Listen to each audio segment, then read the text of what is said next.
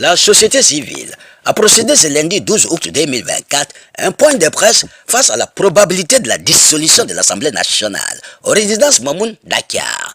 La société civile tire la sonnette d'alarme sur une éventualité de la dissolution de l'Assemblée nationale par le président de la République. Les organisations de la société civile, signataires de la présente déclaration, expriment leurs vives préoccupations relatives au décalage qui existe entre les dispositions du code électoral et celles prévues par la Constitution par rapport à cette situation.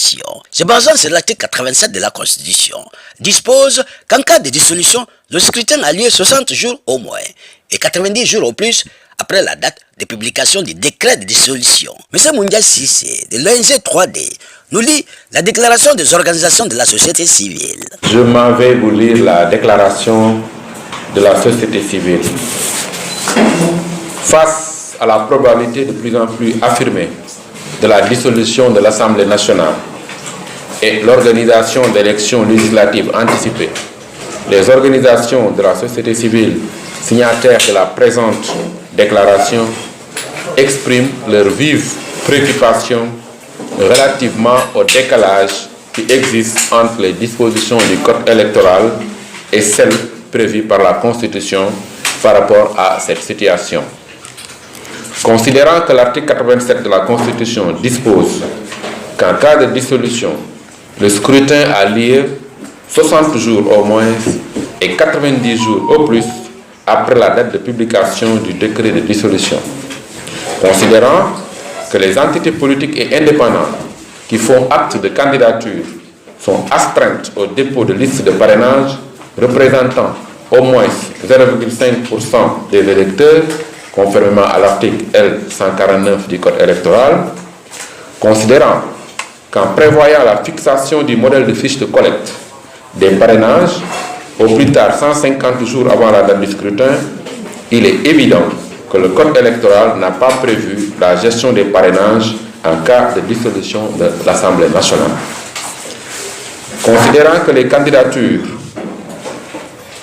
sont déposées à partir de 85 jours avant la date du scrutin en vue de pouvoir procéder au contrôle et à la régularisation des parrainages, constatant qu'il apparaît manifestement qu'en l'état des dispositions législatives et réglementaires en vigueur, les listes de candidats ne pourront pas remplir convenablement les formalités du parrainage dans les délais prévus.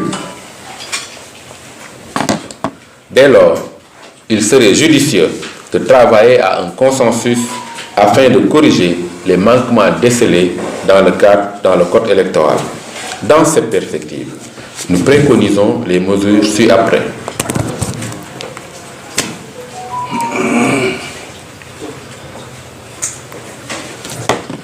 Dans cette perspective, nous préconisons les mesures ci-après. Réduire le nombre de parrainages requis. 2. Simplifier le système de collecte et de contrôle des parrainages. 3. Présenter le quitus attestant du dépôt de la caution lors du retrait des documents relatifs à la collecte des parrainages. 4.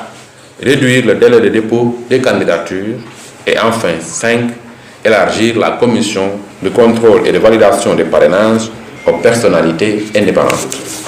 En conséquence, tout en exprimant notre disponibilité à faciliter le dialogue entre les parties prenantes au processus électoral, nous lançons un appel pressant aux entités politiques représentées à l'Assemblée nationale à entreprendre les échanges nécessaires en vue de parvenir aux réformes appropriées permettant d'engager les prochaines élections dans la paix et la sérénité. Les organisations signataires, le COSC, la RADO, ONG 3D, le Réseau Siggil Jigéen, la Ligue sénégalaise des droits de l'homme, ONDH, URAC, AGET, CERAC, Handicap Femme EDIC, Oxygène, OCDEA, AFEX, GRADEC, Dialogue Citoyen, Afrikajom Center. Je vous remercie. Je passe la parole à Babacar Ba.